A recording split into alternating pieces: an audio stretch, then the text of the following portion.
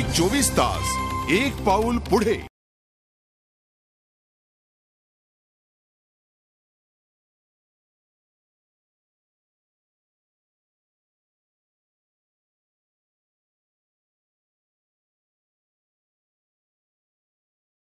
Zee 24 तास एक पाऊल पुढे। देशभरात निराशेमुळे एक भयंकर चित्र निर्माण झाले। दर तासाला 15 लोक आत्महत्येसारखा टोकाचा निर्णय घेतात।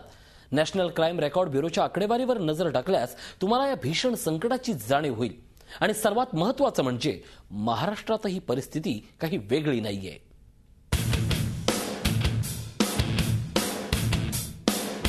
अलीकडच्या काळात आत्महत्या हा एक गंभीर प्रश्न बनत चाललाय। विशेषतः महानगरांमध्ये आत्महत्येचं प्रमाण वाढत चाललंय। गेल्या वर्षभरातील आत्महत्येच्या घटनांवर नजर टाकल्यास तुम्हाला धक्का बसल्याशिवाय राहणार नाही।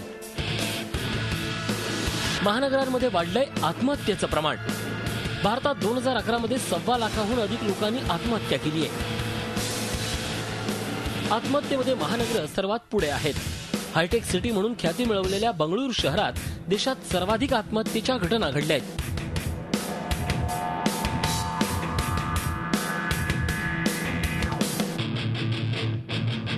आत्महत्येमध्ये चेन्नई हे शहर दुसऱ्या क्रमांकावर आहे।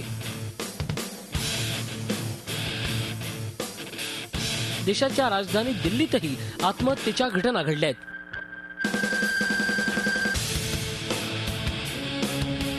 देशाची आर्थिक राजधानी मुंबईतही वर्षभरात मोठ्या प्रमाणात आत्महत्येच्या घटना घडल्या आहेत।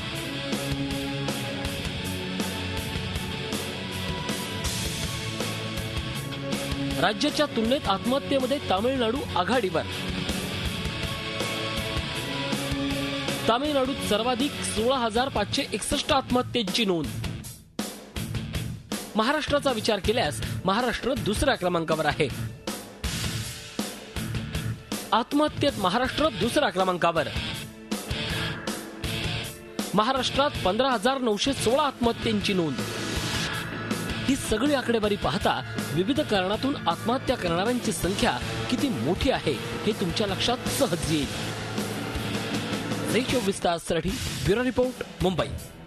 झी 24 तास एक पाऊल पुढे।